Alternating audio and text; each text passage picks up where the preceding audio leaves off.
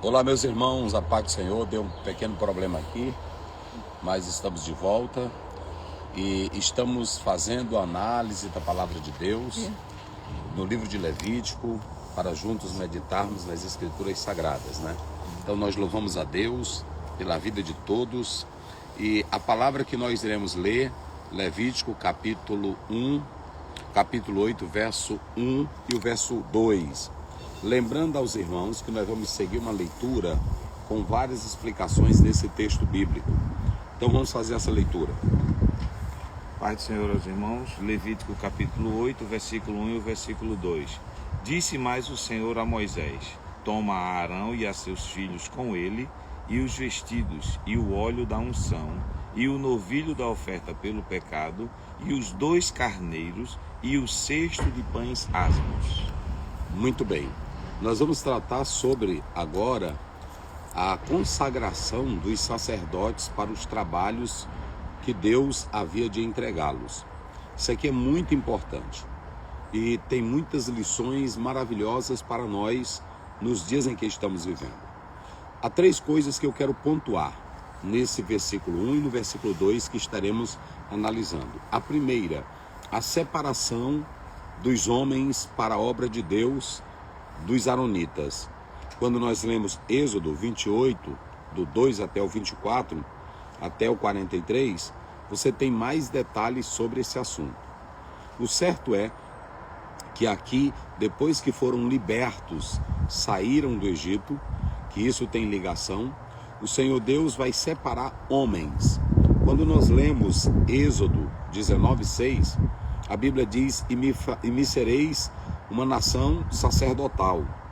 Porém, os próprios israelitas pediram para Deus escolher homens para estarem à sua frente. O sacerdote figurava como representante de Deus perante os homens e os homens perante Deus, fazendo intercessão por eles. Esses homens eram separados de qualquer atividade ou de todas as atividades para dedicarem-se exclusivamente ao trabalho do Senhor Deus Todo-Poderoso. Então, a primeira coisa que nós podemos perceber aqui pela leitura desse texto bíblico que estamos fazendo é que aqui se trata especificamente sobre a separação dos sacerdotes. A segunda coisa é sobre as instruções que eles vão receber do Senhor. Primeiro, tinha uma família chamada a família de Arão, os aronitas.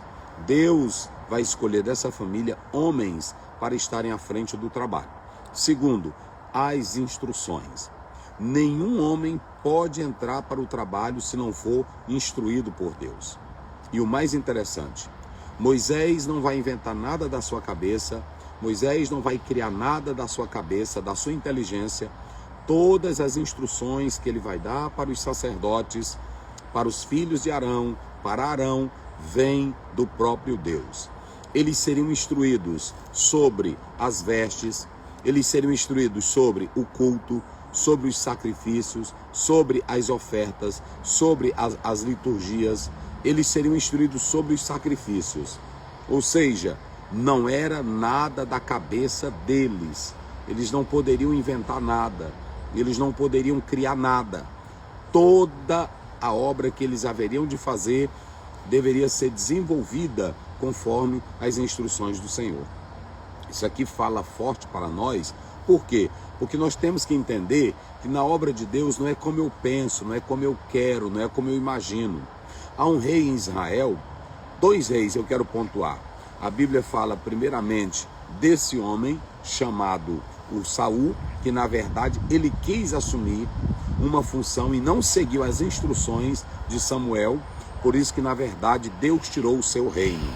Um outro rei na Bíblia queria assumir uma função sacerdotal e ficou leproso. Veja, nós temos que entender que na obra de Deus, todo pastor, todo homem, toda pessoa que lida com as coisas de Deus tem que seguir só o que está escrito na palavra do Senhor. Não pode inventar nada. Milagres só acontecem quando de fato nós seguimos, pastor Hélio, a palavra de Deus. Né? A Bíblia diz que Elias, quando foi, está lá no capítulo 17, lá no capítulo 18, quando foi enfrentar os profetas de Baal, primeiro Reis, a Bíblia diz que ele foi orar a Deus e diz assim: conforme a tua palavra, eu fiz todas estas coisas. Ou seja, fogo só desceu do céu, a oração só foi respondida e o milagre só aconteceu porque ele fez conforme a palavra do Senhor. O que o senhor diz aí? É interessante que a mesma oração, a palavra profética para o rei Acabe também, ele disse, segundo a minha palavra, porque primeiro era a palavra de Deus. Ele disse, segundo a minha palavra não haverá chuvas. Ou seja, através da palavra de Deus. Precisamos entender que há muitas pessoas que pensam que tenho autoridade. Eu já vi pessoas dizendo assim: decreta. Eu decreto, né? Determino. Eu né? determino, eu decreto. Um dia desse, um pastor disse assim para mim: rapaz, tu tem que usar a tua autoridade e pressionar a Deus. Olha o que ele disse para mim. Porque Deus, ele vai ter que honrar a tua palavra. Ou seja, ele estava dizendo: se eu disser, Deus tem que honrar a palavra que eu estou dizendo para ele não ficar envergonhado. É totalmente antibíblico. Deus não vela pela minha palavra, ele vela pela palavra dele. Pela palavra dele, de Jeremias. Eu não posso fazer as coisas desafiando. E ele queria me apresentar, era esse texto de Elias, que Elias desafiou, montou um projeto, mas não era isso. Elias obedecia a palavra de Deus. Pronto, conforme a tua palavra.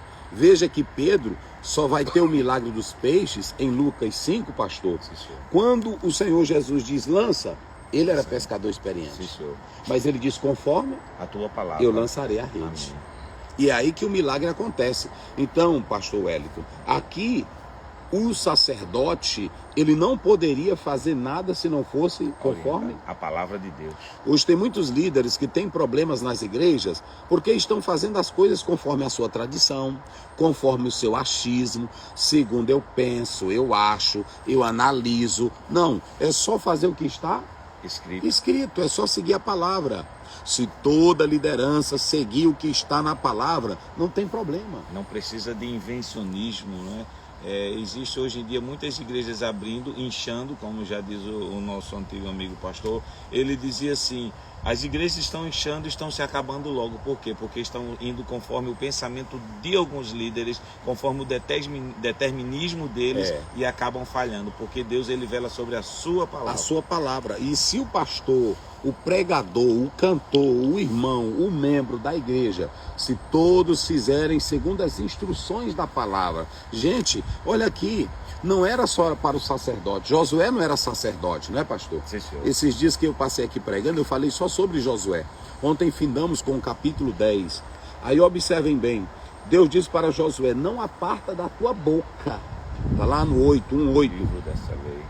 Antes medita nele, de dia e de noite, tendo cuidado em guardar tudo que está escrito. Em guardar tudo que está escrito. Aí ele diz: então prosperarás o teu caminho. Ou seja, se você guardar a palavra de Deus, se você ficar conforme ela, você vai ser próspero. Amém. Não é? É isso que o próprio Deus disse, né, pastor? Sim, senhor. É interessante, pastor, que o senhor lembrou agora o Salmo 1, né, quando as instruções, mas o versículo 2, quando diz que quando a gente medita nela de dia e de noite, o seu fruto virá no tempo certo. No tempo certo. Por causa da meditação na lei do Senhor, na palavra de Deus. E ainda tem mais, pastor. Não murcha. Sim, senhor. Prosperará. E a Bíblia diz: e o Senhor o conhece. Porque está lá no verso 6, ele diz: o Senhor conhece o caminho do justo, mas o caminho do ímpio perecerá. Então, tá aí. Quem tem palavra não precisa. Tem irmão que diz assim: eu tenho que ter esse movimento aqui, eu tenho que ter isso para o povo ver Deus na minha vida. Não, é só ter palavra que o povo vai ver fruto. Sim, senhor. E aí lá em Mateus 7:22, Jesus disse: é pelos frutos conhecerei. Pronto, pode ler do 20:22. Então, veja que a palavra de Deus, ela é clara para nós. Então, aqui em segundo lugar, ele recebe a instrução de como fazer a oferta, de como o povo trazer a oferta, de como era o rito, de como ele deveria colocar a lenha, de como deveria colocar o sacrifício no altar. Não era uma coisa dele.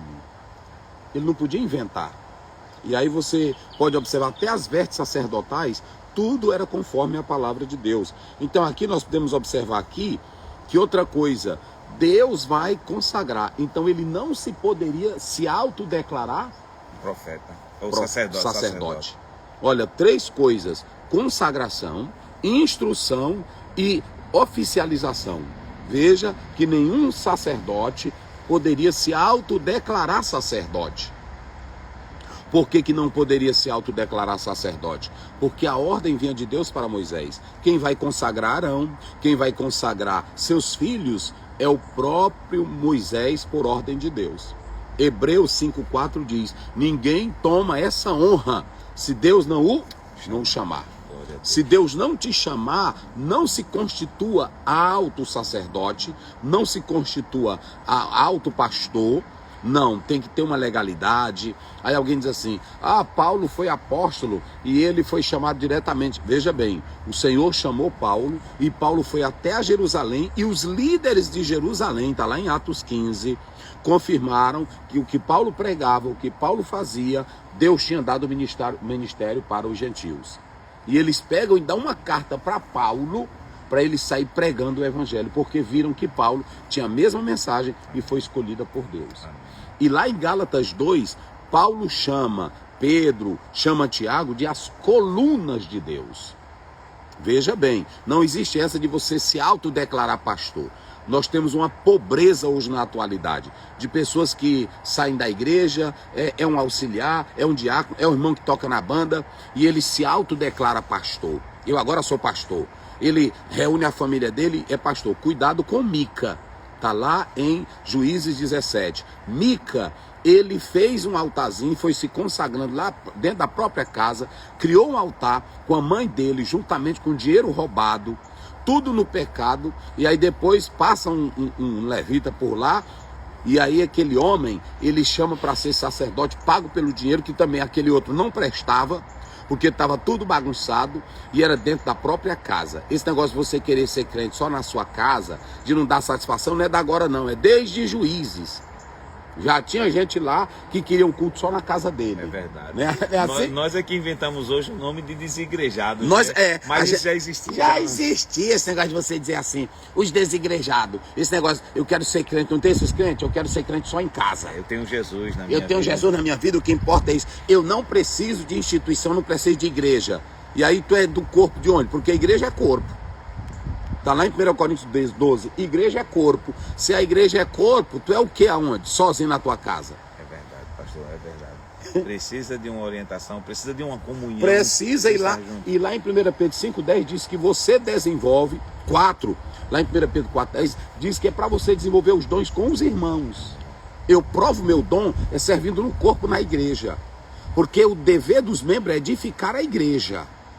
Quando você não edifica a igreja, você não é do corpo. É egoísta. É egoísta e está sozinho. Então nós falamos aqui de três coisas. Em primeiro lugar, nós falamos da separação. Em segundo lugar, nós falamos da instrução. E em terceiro lugar, nós falamos da consagração. Eles não poderiam se autodeclarar. Moisés vai escolher, Deus vai escolher, Moisés vai apresentar, vai consagrar. Depois de consagrado é que eles vão servir. Observem que tem uma etapa, ou várias etapas. Não é só chegar, eu sou pastor. Não, você tem que apresentar perante a comunidade. Veja que teve todo um processo, várias etapas. Quando chegou na final, é que agora eles vão servir. Primeiro vem todas as instruções. Então, a palavra de Deus aqui, ela é muito importante para nós, porque nesse particular aqui, observem bem, eles não poderiam proceder de qualquer maneira. Eles não poderiam ter a própria liberdade dele como eles achavam. Eles deveriam ser conscientes que eles foram chamados para fazer a vontade de Deus. Ou seja, não poderiam pular etapa. Deus não quer homens entrando pela janela. Jesus disse em João 10, aquele que entra pela janela é o quê? Ladrão. É ladrão. Por que que é? A casa a gente entra pela porta da frente. Se entrar pela porta do fundo é o quê? É bandido. Se entrar pela janela, é o quê? É ladrão. Até mesmo o dono da casa, se a esposa chegar e estiver ali deitada, e aí ela tá lá na sala, o marido pula a janela, ela não se assusta? Existem vários casos no Brasil de pessoas que moram na casa, que perderam a chave, e aconteceu casos de pessoas levar tiro. O próprio dono da casa matou filho, matou irmão, porque tentou entrar pela janela que perdeu a chave. Por quê? Porque ele pensou que era ladrão, não é? Entrou pelo lugar errado. Ou seja, entrando pelo caminho errado. Quem entra pelo caminho errado, não queira nada ilegal. Você pode, olha, palavra de Deus para todos que estão no Brasil, para todos que estão aqui em Londres, nas igrejas. Não se autodeclare pastor, nem bispo, nem bispa, nem missionário, nem diácono. Só assuma quando Deus te chamar. E aí, quem é que está te dando a legalidade? Quem é que está te colocando aí? Quem é que está tendo a mão sobre a sua cabeça? Me mostre um caso na Bíblia de uma pessoa se autodeclarando, se autobatizando, se autocolocando como pastor. Não tem, gente. Aqui na Europa, pastor, me permita, hoje é o seu último dia, já está regressando hoje para o Brasil. E a gente tem muito esse problema aqui na Europa. Pessoas se autodenominando pastor e, quando não, buscando consagração através de igrejas que não conhecem a história dele. E eu tenho casos de receber ligação de pessoas que vêm do Brasil dizendo: olha, estamos fazendo uma consagração em massa. Você traga os seus obreiros para a gente consagrar. Eu respondi para ele: mas eu nem lhe conheço e nem você me conhece para poder eu levar meus obreiros. Não, mas isso não importa. O que importa é você trazer para consagrar, para ser pastor na Europa que está precisando. Ou seja, sem formação, sem instrução, sem orientação. Sem formação, sem passar sem pelas instrução. etapas. Tudo no mundo, se você vai ser um pedagogo, passa pelas etapas e tem que ter a aprovação da escola para ser pedagogo. Vai ser juiz da mesma forma, vai ser promotor, vai ser médico. Quer dizer que para ser pastor tem que ser de qualquer maneira, de qualquer jeito? Não, senhores. A Bíblia tem a regra, e a regra está na palavra de Deus. Essa construção eu vou te mostrar rapidamente, bíblica, teologicamente, historicamente. Jesus chamou 12. Depois de 12 eles passam a ser apóstolos, enviados. Depois de apóstolos, a igreja os reconhece como autoridades escolhidas por Jesus. Essas autoridades vão passando de tradição em tradição. 1 Coríntios 12, 28, Efésios 4, 11 e 12. Eu pus na igreja apóstolos, evangelistas, mestres, pastores, doutores. Veja bem, foi algo que começou com um simples discípulo. Aí foi para essa função de apóstolo. O apóstolo não era um cargo, não era cargo.